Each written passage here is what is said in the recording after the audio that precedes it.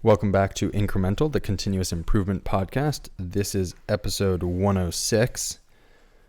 This is going to be our practice edition where we go over improvements made throughout the week and tie them back to lean principles. My name is Uriel Eisen of Austere Manufacturing. And I am Devin Bedoni of Lichen Precision. And you've got that quote. If you can't describe what you're doing as a process, you don't know what you're doing. From W. Edwards Deming. I feel like these quotes are almost getting too good, where it's just like, that's it. That's end of episode. End of episode, yeah. Then we'll start it with a spin-off podcast. It's just the quotes podcast. Yeah, this point has definitely been nailed, hammered home to me recently, where I'm just realizing that a big value add of implementing Arda has been actually just documenting a process. Like, it doesn't have to be fancy. It doesn't have to have QR codes. It doesn't. Right. But without it, there's sort of less temptation to nail it all down. Mm-hmm. But I suspect that a good portion of the time savings is actually just complying to a standard and creating a process. Mm. We order this much of this thing when it gets to this level. Mm-hmm. Not kind of, not sort of. And we order it from this vendor and it's called this. And you know what I mean? Like all that. Right. And once you have that, then like that's what you're doing. And so when it arrives, it has a place to live in the shop. And anyway, it's made me really kind of take a fresh look at the saying, like there's no improvement without standards. Because it just feels like the second you have a standard and you're doing it by that standard and then it doesn't work, you have a place to remedy that so that it now does work. Or at least a place to reference. Seems like a place to reference is like, here is our process. And then you kind of realize how crappy your process is. Right. But instead you just are like, not you, we all are just like living in a state of amorphous, poorly defined, quote unquote, creative work. Yeah. I don't know. I'm about to go into a pit of despair over here. No, I mean, it's thinking about all of my undocumented processes. Same. It's really tough. I don't know where to document them. In an effective way. Okay, so we just had a QC issue that we were working on, and we found some solutions.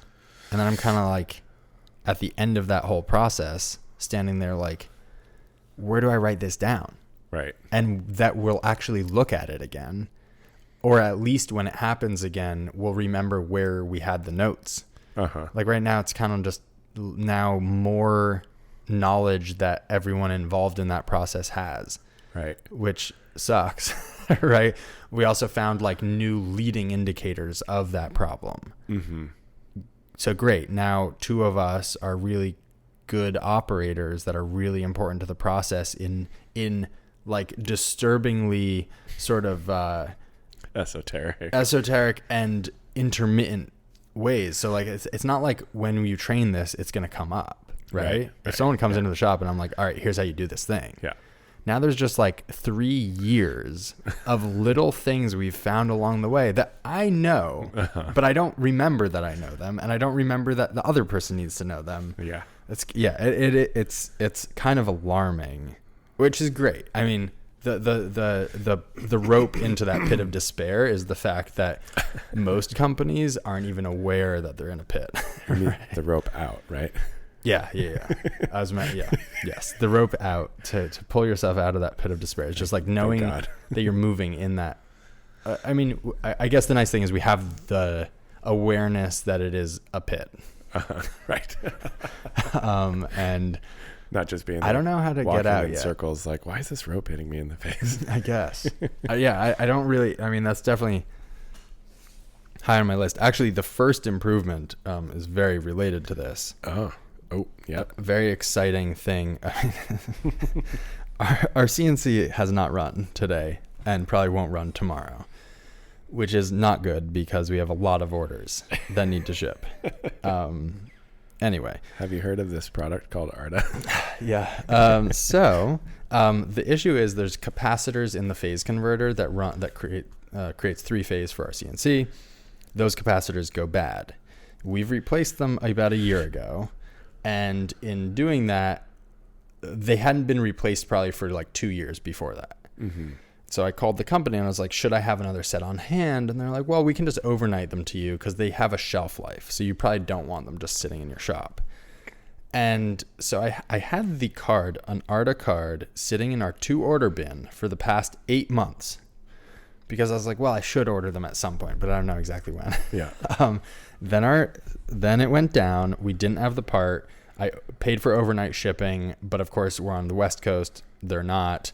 So by the time I called, it wasn't going to go out till the next day. Yeah. So it was actually next day shipping, but quite expensive. Anyway, so that was the bad part. The good part was then in doing that, now that we have Arda, because this was just an early version of Arda when I made that card. Oh. And so I went in, I updated it. And in doing that, I already had the email pulled up from like a year ago when I was talking to them about what model it is. So I wrote all the information about the model so that when you call them, you can tell them the model easily. All the tips from the person I talked to on the phone about how to do the change easily. Like he was like, just loosen these screws, take these other 2 out, and then you can just sort of swing the thing forward instead of taking it all the way out, and then you risk damaging the circuit boards. Also, don't open it up within 30 minutes of it being turned off because they're capacitors. But then I also dropped the whole manual, which they had emailed to me last time, into that Arda card, into the notes. Yeah.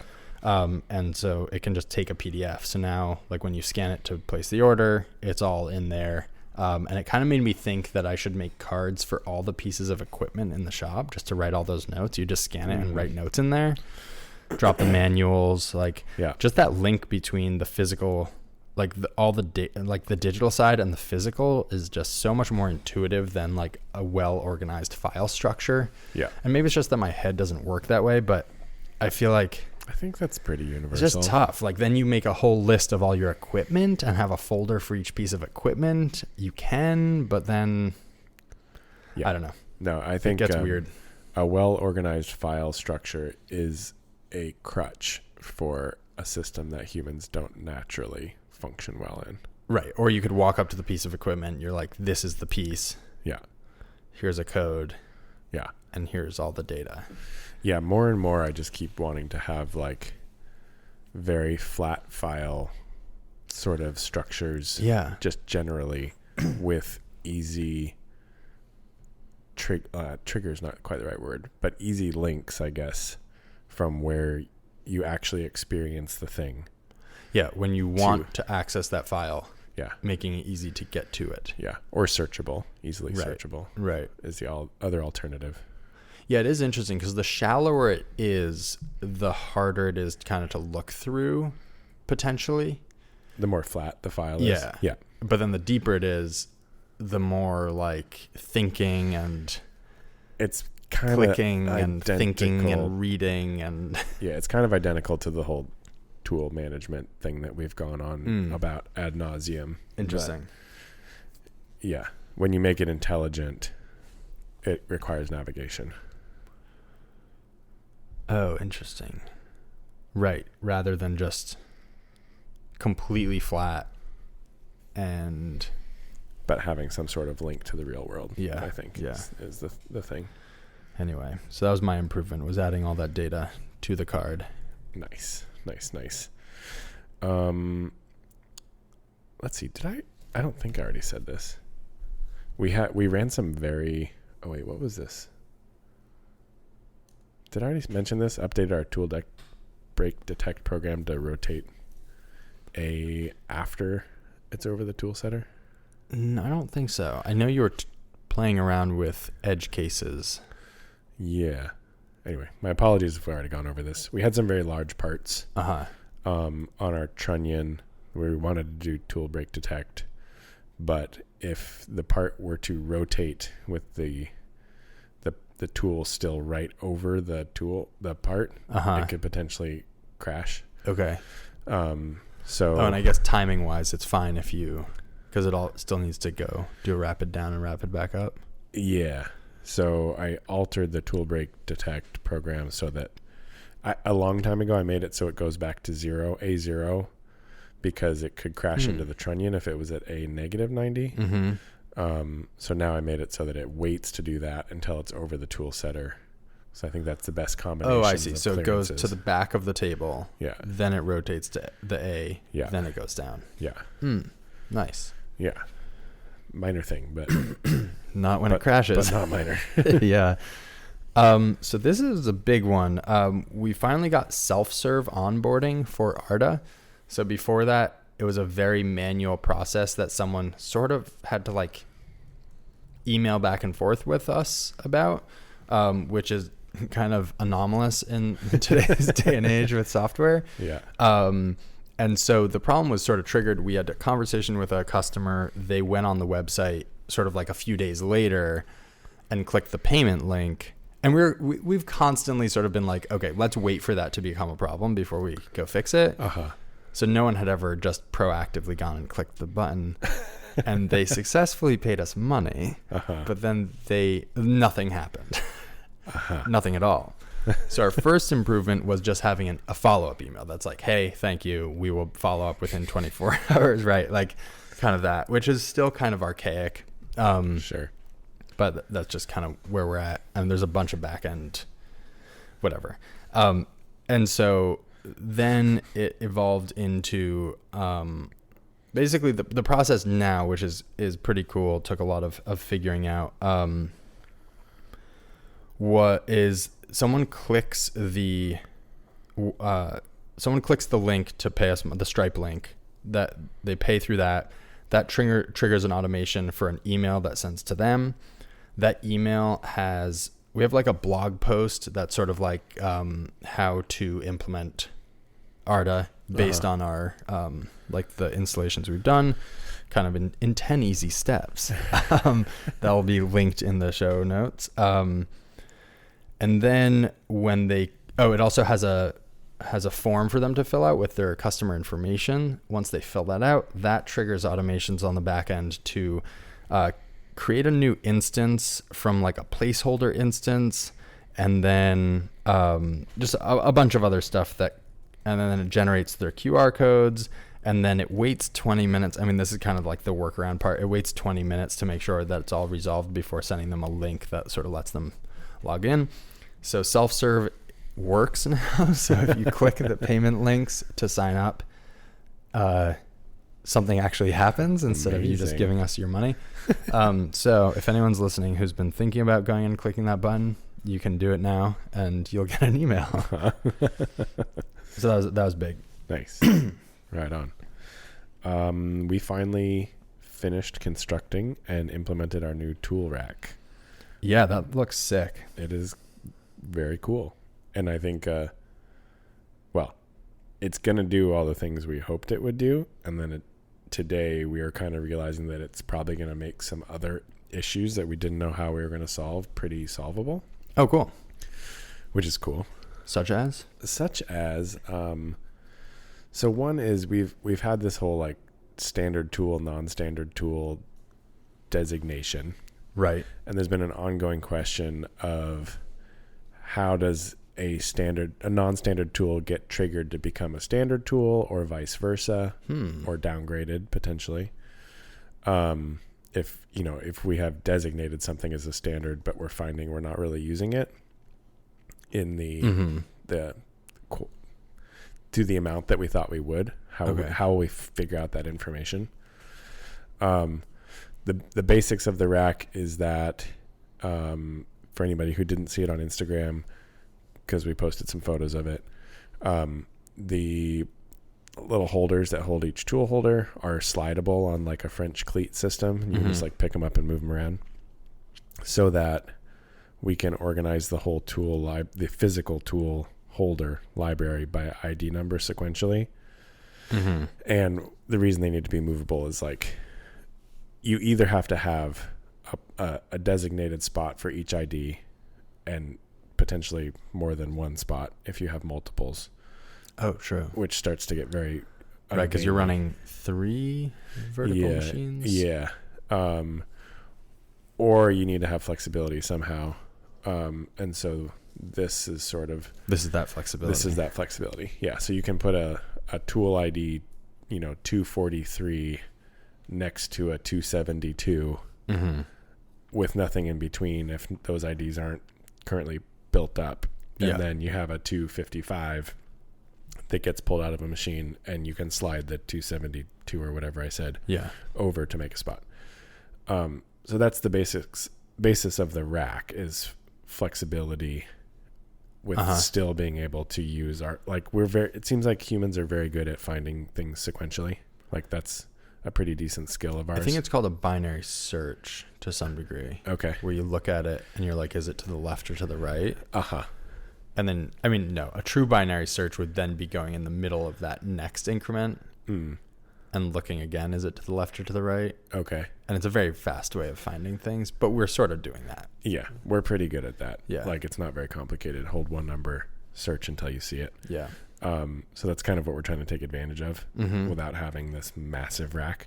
Right. The thing that's kind of interesting is in figuring out, like, how do we handle if a standard tool gets broken down, how to know that it needs to get built up again. Right, because you could go look for it and then be like, am I missing it, or does it just not exist? Yeah. So I think the way we're going to handle that is standard IDs, ones that we theoretically want to always have available in a holder.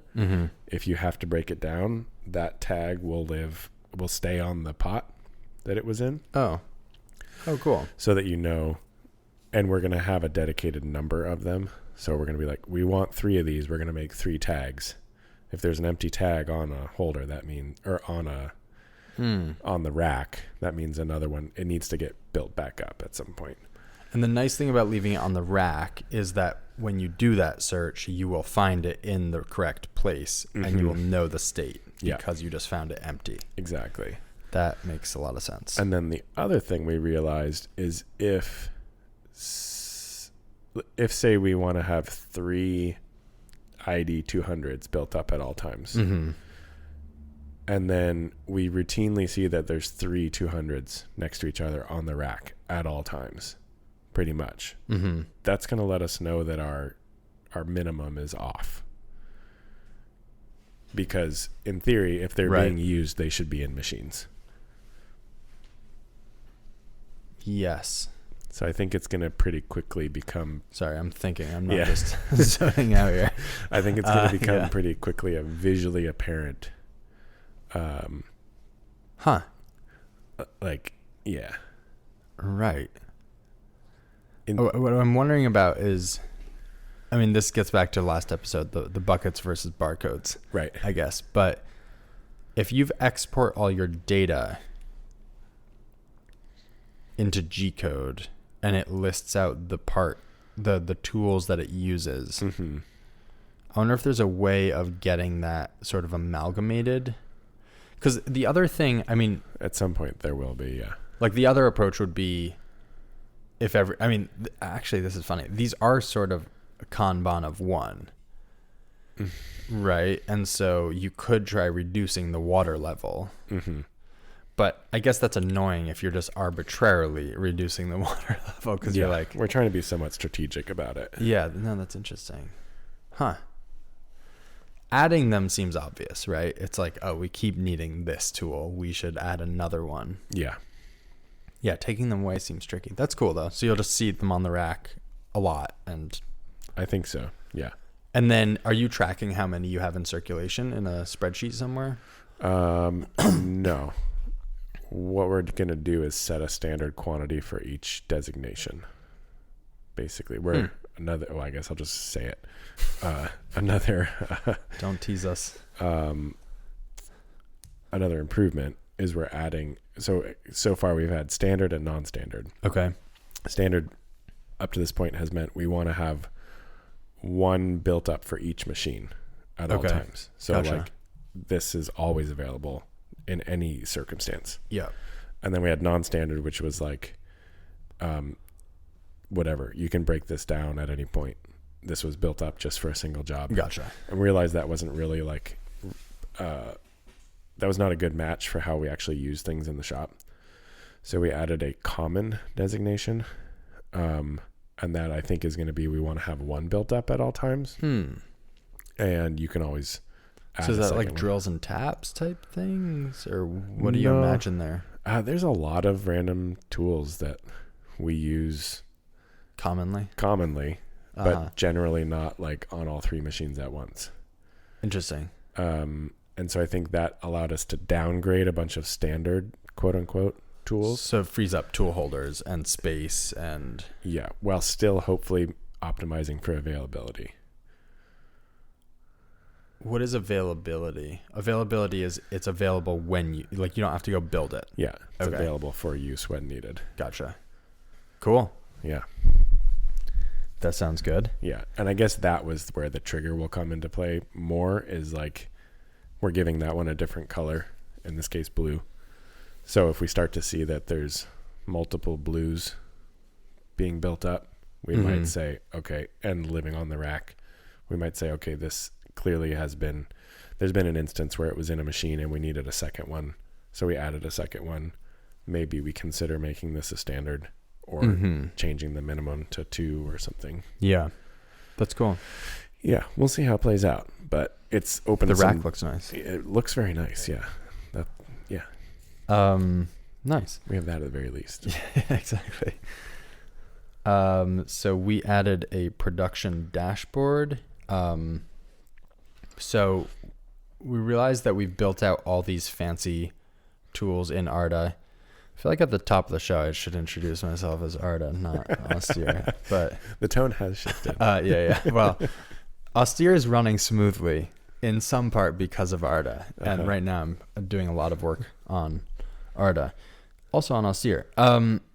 Anyway, so we built out all these fancy tools for external orders. Around like aggregating all the items you order from one vendor, easily aggregating in one vendor. And then we kind of realized that and then we just had like internal Kanban as sort of an afterthought a little bit. Right. And we kind of realized that like a vendor, I mean, this is not us realizing, this is like, very, very established. A supplier can be internal or external. Right. And a lot of the tools we've built out would actually be quite nice to use internally. For example, in our paint department, doing a color change is time consuming. And so one of the things we're working toward is making a lot more Kanban. This was one of the things that made us want to start building a digital system anyway, is making a lot of Kanban for each painted buckle part.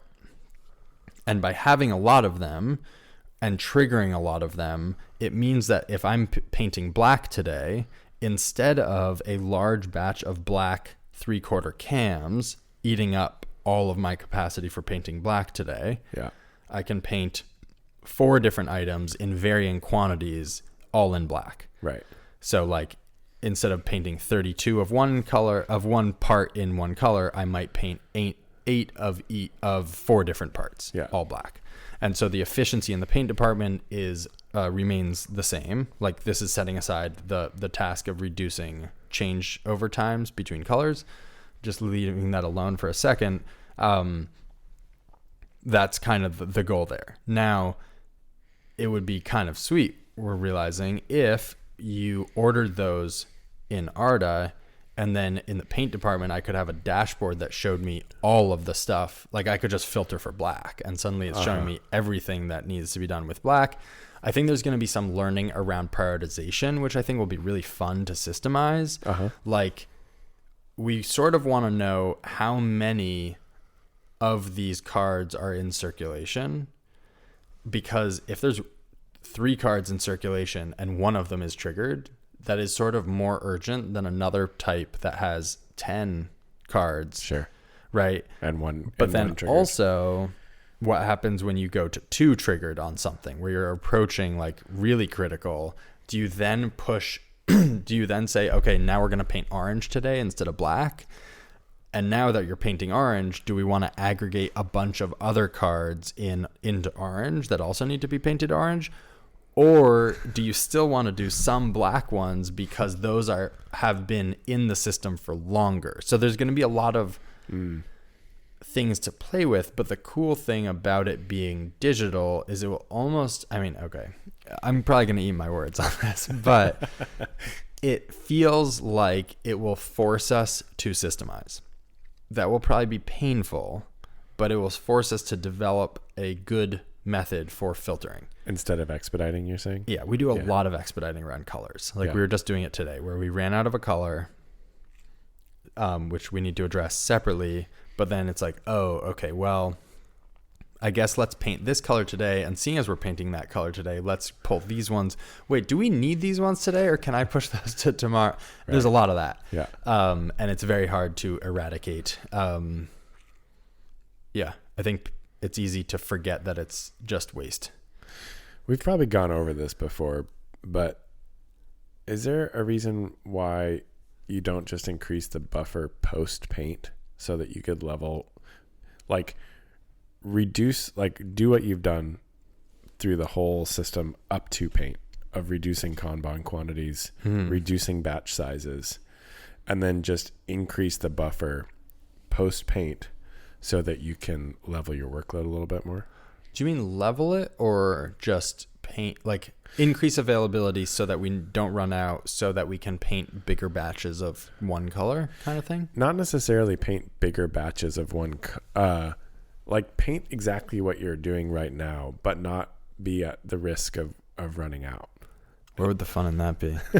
Yeah, that's a good idea. So that you're not having to expedite, I guess. Like keep pushing towards smaller and smaller batch sizes, and then maybe have That's a good point, because expediting is a really shitty failure mode. Like we should add in Kanban. I mean, I'm just thinking back to the books, right? There are examples where it's like increase your inventory there, right? Because your whole process is sort of chaos, right?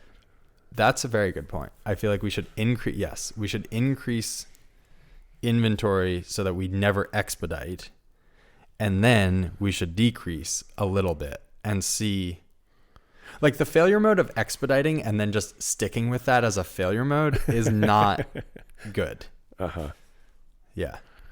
And I think you could do it without increasing your batch size, right? Like keep lowering the water level, right? But then maybe have like multiple loops, like between paint and buyer purchasing. So that there's a bigger buffer there. Yeah, the other reason and I've been actually thinking about it, but for a different reason, which is compelling, but not as compelling.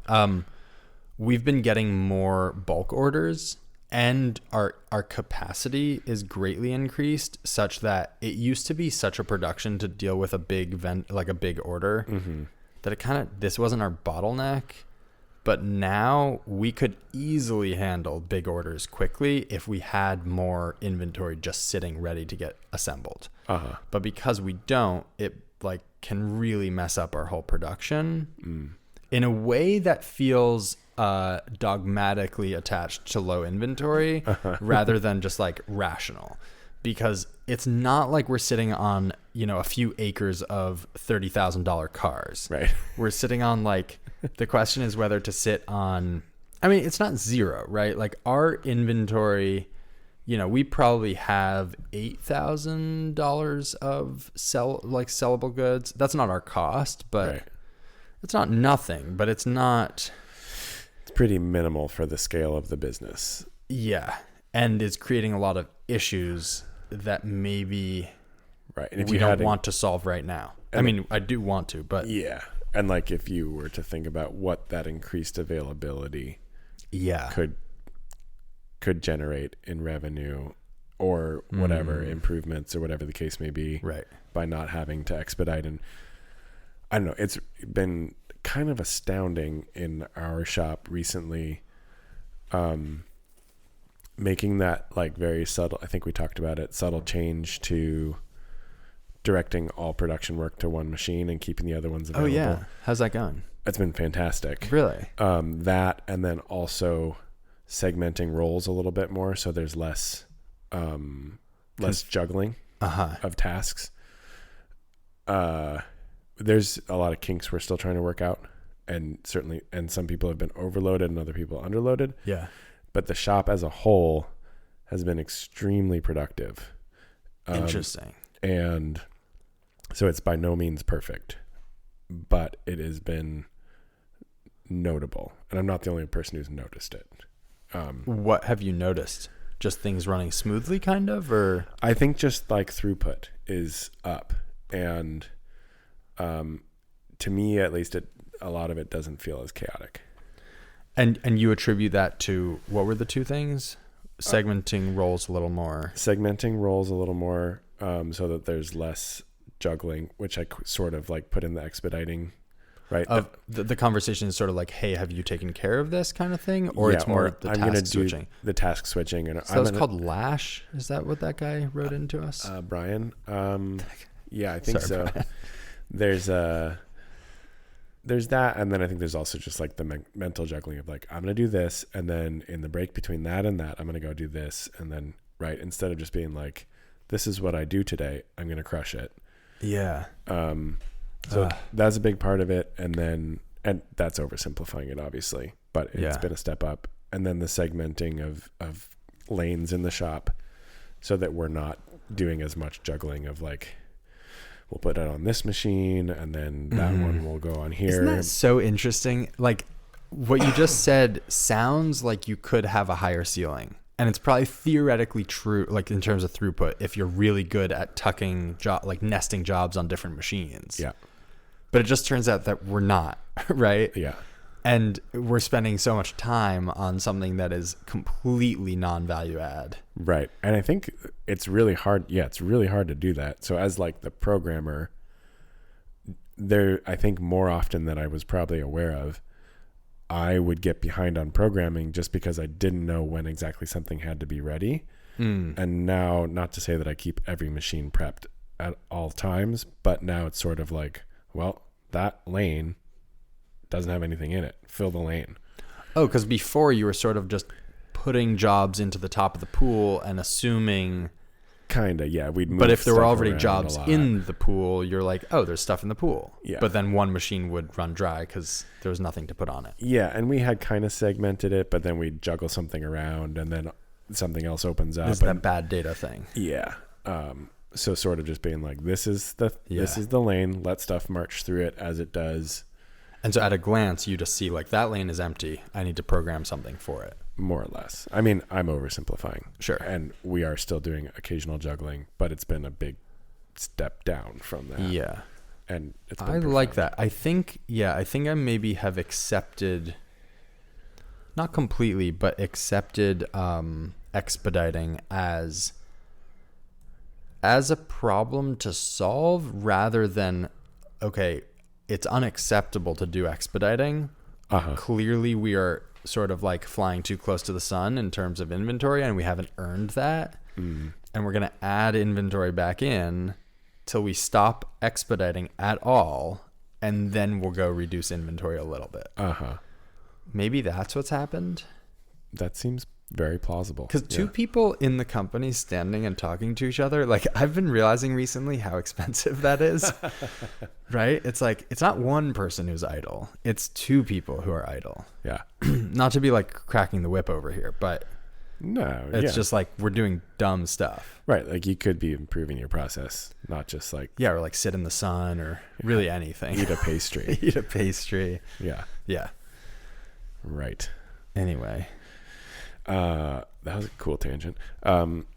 We duplicated our setup carts. So we had made that like jank special setup cart where we purchased a off the shelf half. Jank sounds negative. I would say it was a little jank. Rapid prototype. It was a rapid prototype. And that's awesome. We put some really heavy chunks on there at one point, and the little like shelves that hold the sheet pan trays just like bent. They're very light gauge.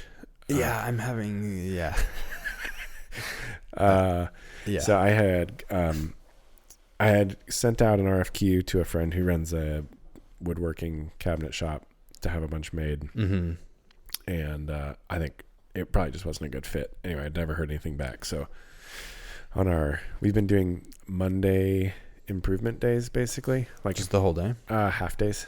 Oh, cool. And not everybody necessarily. Okay. But so Monday, two of our Aiden and Quorum just spent the day building the 4 of these carts, and they're a big improvement over the jank one. Okay. So instead of being like an off the shelf thing stacked on some blocks, stacked on a dolly Harbor Freight. From Harbor Freight. They're made out of plywood and sturdy. Love that. With nice casters. Nice. And they have a little back on them so that we can have a place to put our traveler tag thing in a viewable location that doesn't get in the way. They look pretty sweet. They're on your Instagram, right? Yep. And for people who are confused because we sound sort of similar. Right. Lycan Precision. Yeah. And kind of, so that is like a basically, well, it's serving multiple goals, but one is reducing transportation or like making transportation more efficient. You know what Shigio would tell you. What do you tell me? Don't improve transportation, eliminate transportation. Right. Well, but I think you have. I mean, the size shops he's probably looking. Right. Yeah. Yeah. Anyway, sorry. Mostly what it's doing is joking. reducing, not transportation, but what's the movement of people, like wasted motion? Wasted motion, I think. Okay. Walking back and forth between machine and tool area. And then it's also a big like SMED increase where now we can basically have a whole package arrive at the machine with everything you need to set up the next job. That is smart. With minimal confusion. Does that include like fixturing, or is the fixturing living at the machine? That's an open question still. As we've done more CAM templating, we're changing much less. Oh. So fixturing, yeah, you can just put a tray on there with any like jaws that you need. Basically. You might already be doing this, but it just occurred to me how awesome it would be if you did okay. It has been really cool in my shop adding in photos on the Kanban cards. I wonder if you took a screenshot of the cam sort of and put that up on the cart. Oh. So you'd be like, that's what I'm setting up. Yeah. And that's how the part will be orientation. I don't know. Maybe not, but that could make sense. Yeah. I've done that in the past, not on the cart, but in the setup sheet online for like really confusing setups. One difficulty is getting into the weeds, but like the cam template that we have, it's like op 1 and op 2 that come together. They're all modeled together, so it doesn't look like, so it's not adding clarity. Yeah, like you'd have to do a screenshot of op 1 and then hide a bunch of stuff and screenshot op 2, which is doable. But yeah, and actually you might know this and already have this set up, but you can make contextual visibility. Oh, yeah. So when you click into an op 1 assembly sort of, it would hide everything else. Interesting. Yeah. I have not done that. I should do that. I did it when it first came out and it was a little buggy. And also I don't do nearly as much programming as you, so I haven't touched it since, but it seems to be better, I think. That sounds good. Yeah. So we refined a project management tool. This starts to get into ERP land, I have to say. And this is what I was talking about like the pull toward complexity. Yeah. But we had one customer who orders a lot of stuff. So I forget if we talked about this, separating inventory into 3 categories. Yeah. One is always in stock. The other one is you're ordering from a known set of items. And then the last one is like truly one-off. So type 1, like Kanban all the way, right? But then type 2 and type 3, you sort of want a conception. And this is like your tools. Do we keep every single tool here? Right. So those tools that are sort of anomalous use, it is at least tempting. Okay. It would be very useful to know ahead of time when you were programming if it was easy for you to know when you're programming that the tool was not there. And therein lies the problem. It wouldn't be a big problem, right? Because you could immediately trigger that order. Yeah. And so what we've done is essentially you can tell the system which items, because we make a line for each item, essentially, which items you actually keep in stock and which ones are not in stock. Just as a premise, like whether they're type 1 or type 2, not whether in fact they're there. Inventory management. No, just whether you have them always there or whether you do not always have them there. Right. Sort of like that. Which is a huge leg up, assuming that you establish a good process. So that's where this project management tool comes in. We built out a project management tool where you can add gates, because on some longer term, well, time is relative, but like if you have, that when you get to gate 1, everything should be ordered. then it can trigger pushing all of the items you've added to your BOM. It can, at gate 1, if you say like we're here, it can push all of the non-stocked items into your cart automatically. What's gate 1? It's like somewhere in a like production process. Yeah, let's say you talk with the customer, you've received a PO, you give them a quote, they send you a PO. At that point, that could be your gate 1, or that could be gate 3, right? Gate 1 might be whatever, however your process normally goes. So we sort of developed that for one customer. They like it, they're using it, and we've gotten some interest from other customers, so we had to anonymize it. So that was the improvement, is pulling their data out of it. Yeah. Interesting. Yeah. I haven't actually used this one yet, but it occurred to me today that it will hopefully soon be helpful. Just added like a Fusion file path field to our setup sheets in Airtable. So what is a Fusion file? Oh, like literally where? Oh, that's smart. Yeah. So right now, theoretically, is there somewhere you can copy and paste that from in Fusion? I believe so. If you go to save as, there's like a little bar. I haven't actually tried like punching that back in to see if it would work, but at the very least it would allow you to like negotiate it. Look at it. Yeah. That's super. Yeah. So right now, theoretically, everyone has access to Fusion to make edits. But if they were to actually go try and find it, that's a whole other beast entirely. Yes, it is. Even in my own. Yeah. It's sometimes tough. I have, another like big leg up recently was just like, so a while back, maybe we talked about this. In naming our jobs in our new Airtable base, went round and round about how to ID them. Okay. And what we settled on was just using the customer's purchase order number. Plus, I think we're adding the 2 letters of the company name of the purchasing of the customer. Okay. Just in the like random crazy instance where 2 customers use the date as their purchase order and order on the same day, they could end up with the same PO number. Yep. That at least negates that potential issue. So now I've just named all of my files out with the purchase order, and there's just this constant thread through everything, which is just PO numbers. So it's actually relatively easy to to negotiate. And so you just search it, or you have a pretty flat? Pretty flat. Okay. Yeah. Interesting. Which, again, not ideal necessarily. That will become a problem someday, probably. Have to figure that out. Yep. Cross that bridge when you get there. Yeah. Anyway, hopefully other people will be making edits soon, and we'll get to make use of this improvement. That's very clever. We did some more active outreach to customers, and in doing that, kind of realized a lot of improvements we could do to the CRM to kind of track those interactions. I had one of those dreaded calls where the guy, you're like, this and this, whatever. And he was like, didn't you call me already? I was like, no. Yeah, I did. Goodbye.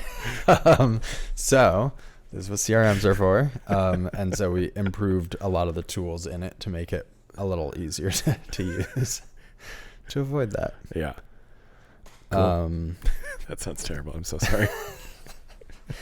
Yeah. I will say cold calling, you sort of have to have a thick skin. I'm sure. Yeah. Yeah. Yeah. Hopefully my skin is getting thicker. Right. Just not too thick. I added an Airtable view in our tool library. We have our tool library in Airtable that reflects our CAM tool library. Which is big. Although the automation broke. We have to figure out why. But it's very hard to navigate to search. Okay. In Airtable? Yeah. Some of the search functions are like I had an instance today where we were trying to find an alternative 1/4-inch drill, punched in like 0.250. And it didn't show the one that we knew existed. I was like, maybe because it was like 0.250 or something. I hate that. It's like not the complete something. Yeah, the search function in Airtable leaves a little bit to be desired. So I just added a view that sorts by tool type and diameter. Because 0.250 and 0.250 will still sort appropriately. That's a good idea. So that just makes effectively the way a human thinks about tools relate to the ID numbers in a way that's easy to navigate. Very cool. I talked about this last episode, but implemented Arda in the home, calling it Project Icarus. And does everyone know that's what it's called? Yeah. In the home? Yeah. I'm not sure it's funny. Yeah. But we'll see. My wings are not aflame, so that's something. Anyway, realized, improved a bunch of functionality in using it daily. Kind of just realizing like tiny little tweaks that, right, make it better. So that's exciting. I'll just kind of rip through these. So in building out this PFEP thing, plan for every part, it uses a lot more Kanban. And so we're actually building out a version where each Kanban has a discrete ID. Okay. Instead of just printing out multiples of the same one, which is equally effective at most things, but not everything. So one of the big drivers is detecting lost Kanban. So if we're doing, A, B, C, D get scanned, then A, B, C, D, A, B, D, A, B, D, you're kind of like, what happened to C? Yeah. That kind of thing. So added that table, and we're probably going to implement it at Austere to figure out all the issues, kind of resolve those. So that was kind of fun to build out. And for the record, Kyle does all of the stuff on this, so I'm just kind of there. Right. That's that. Built out a cool customer dashboard that sort of aggregates everyone's usage of Arda, and already had an instance where we saw someone's usage, like they had gone 3 weeks without doing anything. So we just reached out to them and we're like, hey, and they had a few things that was kind of holding them up. We jumped on the phone, got them squared away, and now they have 200 items. So that was cool. Very useful to just have that data. At Austere, I had this press. I posted a reel of this. Every time we press a pin into a buckle, it produces at least some paint dust from scraping out of the hole, often a little ringlet of aluminum. Yeah. And they go everywhere. And weird to say, but years ago at this point, one of our an intern had built like a little cardboard thing that was great, kind of like get people in the habit of building really rough prototypes of things. Yeah. But then it just stuck around, and so we 3D printed a little bin that slides into the press. Nice. That just collects all those to keep them off the floor. And the worst part is if it is a shaving, they can get caught in webbing and it's not good. Added Kanbans to the whole paint department. For supplies. So I had done that a while ago, and then what I hadn't done is all of the semi-consumables. So like racks. Haven't done racks yet, actually. That's a good one, and that's an internal one. Interesting. I did it for all the replacement parts on the paint gun. Because they do wear, and so like every 6 months maybe you have to replace them. Okay. And every time I don't know where it is on their stupid website, so I'm clicking around searching for their search is terrible. And then so like the spray nozzle, now I know this, but I spray with a 0.8 millimeter diameter, and they have a bunch of different options, and every time you're like, wait, which one do I use? Then you're looking at the gun, it's not actually written anywhere on the gun, which is weird. Anyway, so like that, so you could easily burn 10 minutes trying to do the thing, but worse than that often is you don't actually place the order till it's really, really critical, because you go to do it and you're like, I'm just going to do this tomorrow. Yeah. So Kanban everything there, which is nice. The next thing is working on the physical layout so that the Kanbans can sit with the item properly, instead of just like rubber banded to it or something, which is a great step in the right direction. But could be better, could be more visual. We talked about this a long time ago. I am coming around to the idea that no one really thinks about, no, this is not true, about presenting information on things. So like you buy a tool, presumably I guess not, but presumably you're going to have like an SOP or notes on how to use the tool or anything. And like, there's nowhere to put that stuff, right? Like a lot of these machines, it just feels like they should have like a clipboard or something. And maybe this is really one-off, but or even with shelving, when we build it internally, I think historically I've really considered physical space very carefully. Yeah. But not for storing the items, but not for storing the information with the items. And that almost seems like more useful at this point. Not more, they're both useful, but yeah, you got to get the information on there. Or, I mean, this is sort of like, you know, when it was just me in a shop. I mean, before it was like me in like a random shop, right? Like I was building all sorts of stuff and like just dig through piles and whatever. So it's understandable why that's taken me a while to figure out, but now I'm like we're redesigning our assembly area shelving. Yeah. And one of the big things we're doing is actually designing in a space to display an example part rather than it being like, you know, unconsidered. And then also we totally overhauled our pricing page to actually make it reflect our different plans on Arda. So if you click it, it doesn't try to charge you a weird amount of money that then hypothetically you would send us a weird email about. So we got 2 of those. So then we got that dialed in. Nice. And that about does it. Cool. That was a lot of stuff. You're busy. Well, I sort of cheated because a lot of these Kyle did most of the work. You know, we'd talk about it, but he did, you know, the hard lifting. I want to thank a new Patreon subscriber, Custodian Debris. Thank you. Thanks for joining for supporting the effort here. And for keeping it clean. Oh, true. Yeah, much appreciated. You can find me at austere_manufacturing on Instagram and austeremfg.com.